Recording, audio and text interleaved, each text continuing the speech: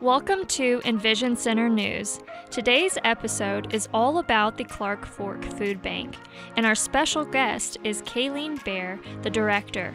We hope you enjoy.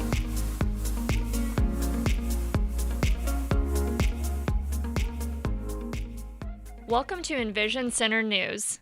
My name is Sara Hensel, and I am the Lead Resource Specialist and Volunteer Connect Coordinator for the Community Resource EnVision Center.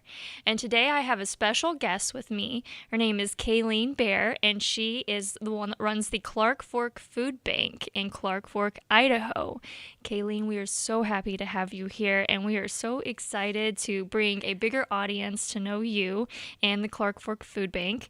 So I'm going to ask you just a few questions. First of all, we want to know more about you and basically how you came to be in Clark Fork and how you started the Clark Fork Food Bank. I've been here since I was 17. Okay.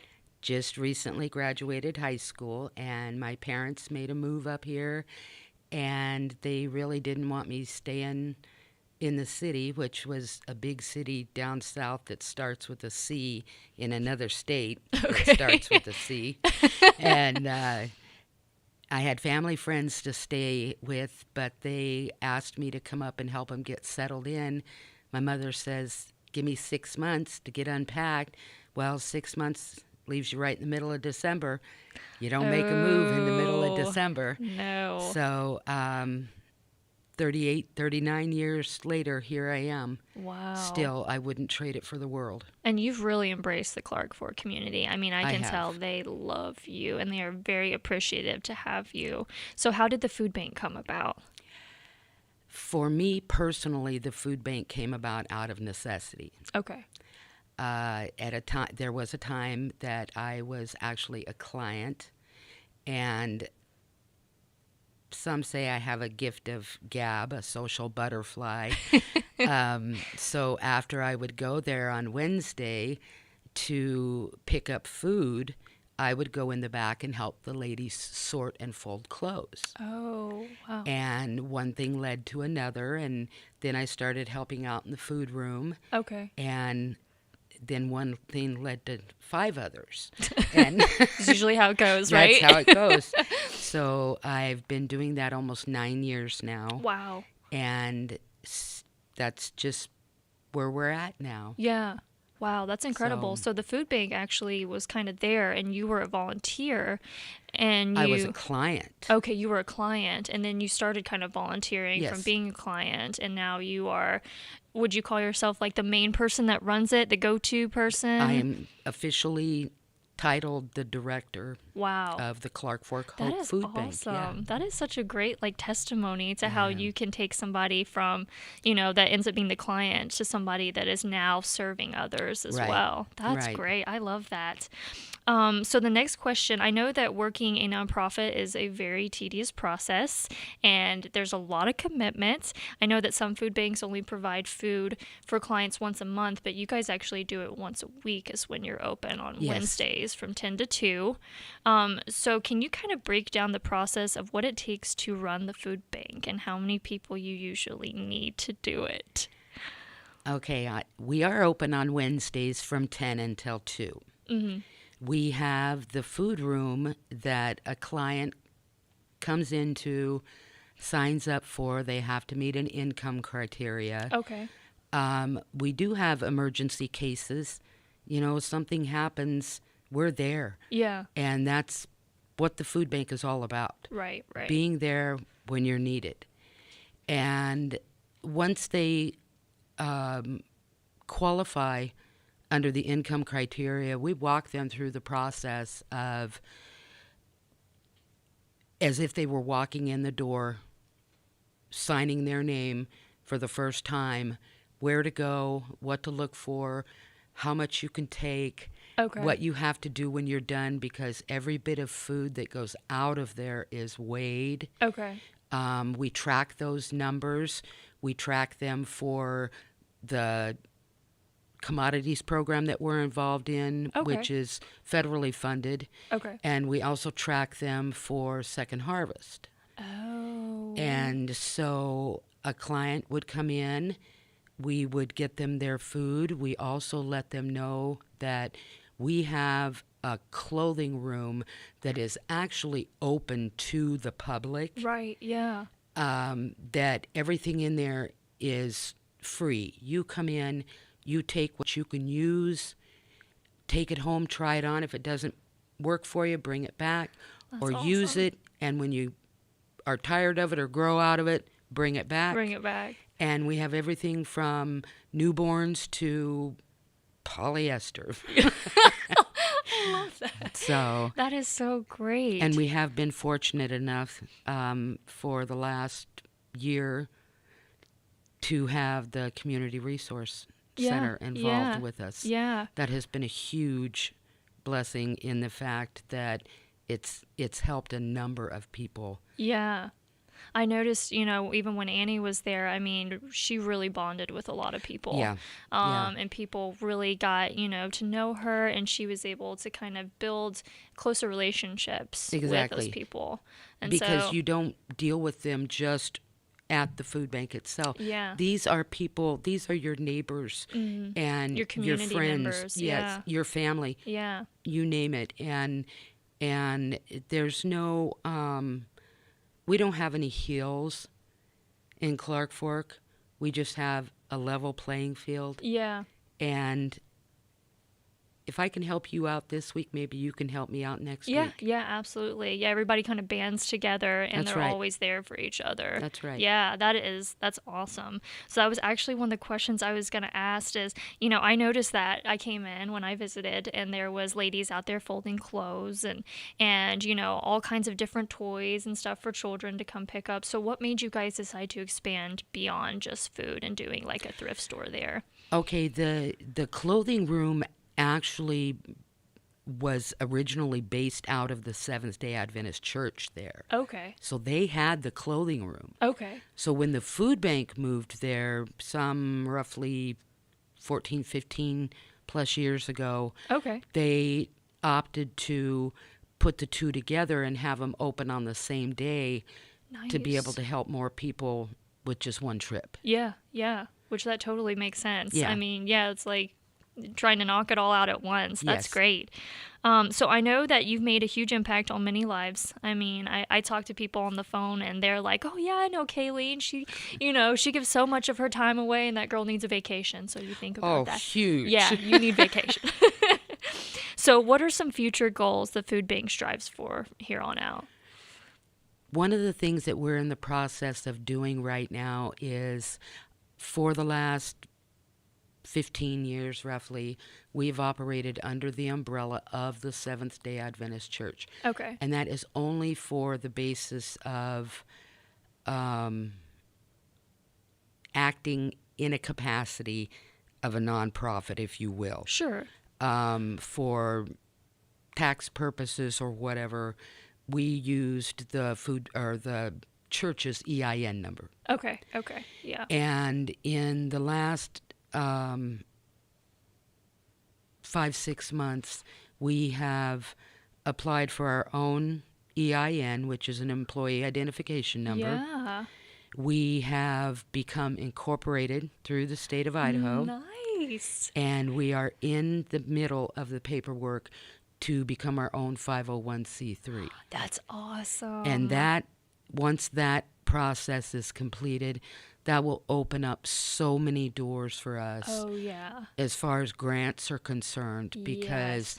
most of them, if you don't have that nonprofit status, you might as well not even apply. Yeah. Yeah. And because what a lot of people don't realize, we operate solely on donations. Okay. Is that just local That donations? is local donations. Avista makes a donation to us. Okay. We have multiple civic groups, you know, small little factions here and there Sure. that help us out. But it's the day-to-day people that walk up and say, here's $20, here's $100, you know, that type of thing. That's incredible. And another thing that people don't realize, and by any means not to knock Second Harvest, because they are a phenomenal organization. Right, right. But what a lot of people don't realize, because they say on their commercials that they give all their food to food pantries for free, that is not the case. Okay. They give the fruits and vegetables that are in season, Okay. breads, those type of things that they have, crackers, cookies, Okay. that type of stuff is no charge. So only like select items, basically. The staples, the Okay. rice, the peanut butter, oatmeal, those type of items, the standards that the food pantries have, we pay for those. Now, that was prior to COVID hitting. Okay. We had a purchase order that we used every month. We had a list of items that we could order off of, Okay. and we paid what they paid. There was no upcharge for shipping Okay. or handling or anything like that. So that aspect of it was fantastic. Yeah. But at that time, our monthly bill to Second Harvest would be $400 to $600 a month. Wow. And people don't realize, when it's solely on donations, it's hard to come up with that money every month. Yeah. And when COVID hit, they shut off all purchase orders. Wow. And so we basically were like Joe Blow walking in off the street into a grocery store and paying full retail for everything that we bought for the food bank, just to have the basics. Wow. That's crazy. And last year, tremendously, community, not just ours, but community stepped up. Yeah. I have to give kudos to Debbie Love with She's Bonner Community Food Bank. wonderful. Yeah. She was just so kind to us, in giving us things, in sharing information, driving, you name it. That's awesome. And the community brought donations left and right and gave money.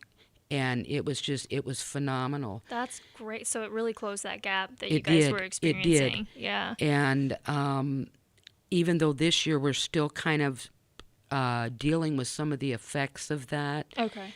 one of the things we will be coming up with issues, we do not only a Thanksgiving box, but we do one at Christmas as well. Yeah. Well, none of the area markets will allow us to go in and place an order for what we need, 150 turkeys. Wow. What Debbie needs, 650. Wow.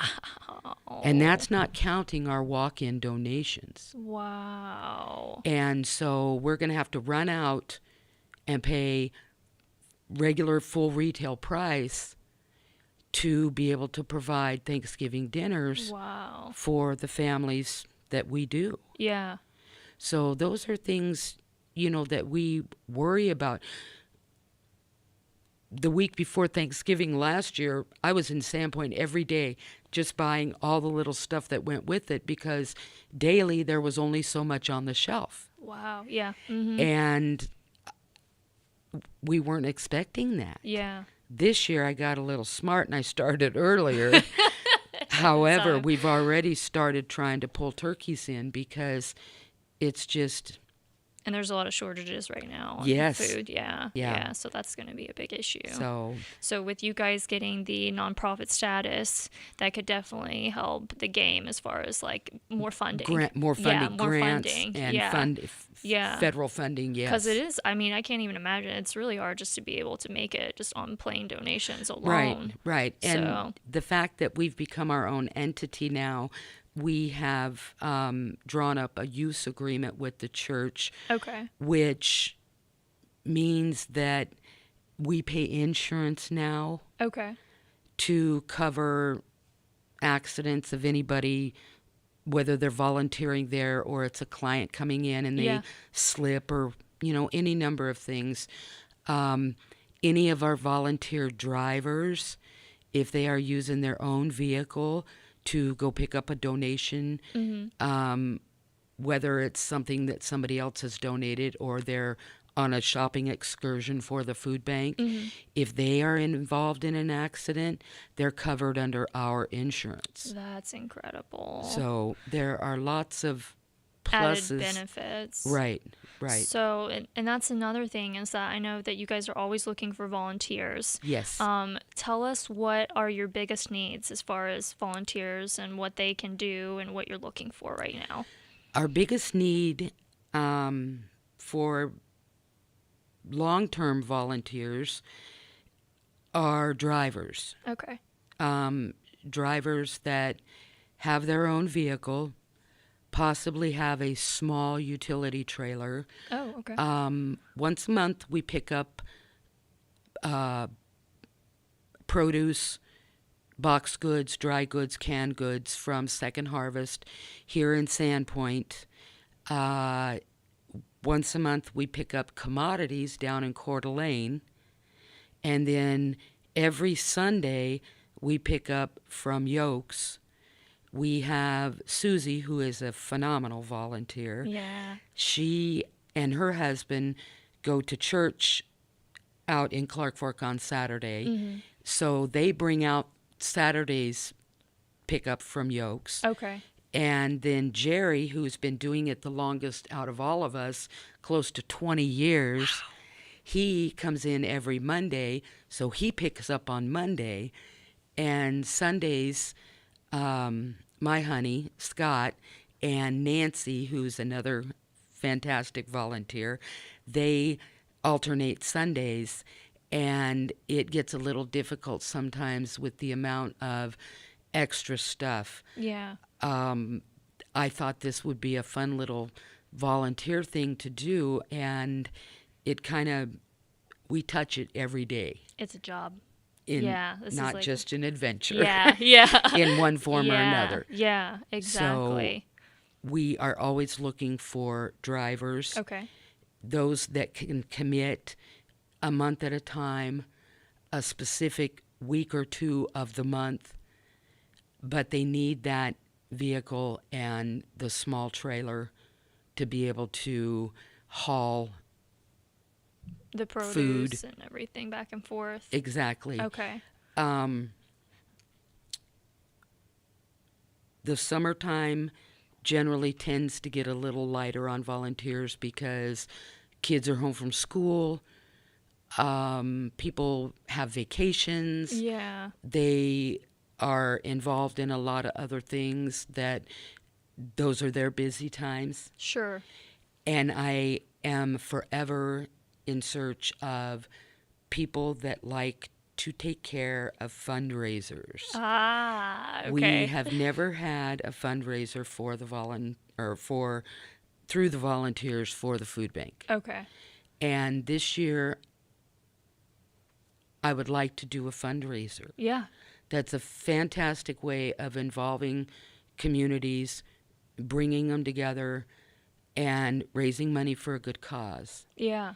And we're looking towards the spring of next year that if we could get something together, somebody that would willingly take on a project to brainstorm and head a volunteer program, possibly through the high school, to as a senior project to work in conjunction with one or two of the seniors through the high school and get a fundraiser together to help raise some money for the food bank. That would be a good idea. Look at you. I think that's a great idea. So with that in mind, I think that you've kind of wrapped it up, but is there anything else that you want to tell viewers or community members, something that you feel like they need to hear, something that summarizes everything? I always thought that I would never have to be one that would be in need of the food bank. And I'm not talking about seasonal workers that every year they know that during the winter time they need assistance. Right. I'm talking about actually wondering what you were going to cook for your next meal. And I've become very humbled by being involved in that experience on both sides of it. And whether you're a volunteer or you're a client, you are still a caring human being. Yeah. And a lot of the wording that goes around is you need a hand up and not a hand out. And we really try to strive for that, because I look at everybody and smile. Yeah. I don't care if I just saw you yesterday at the food bank or I saw you last night at a black tie affair. Mm.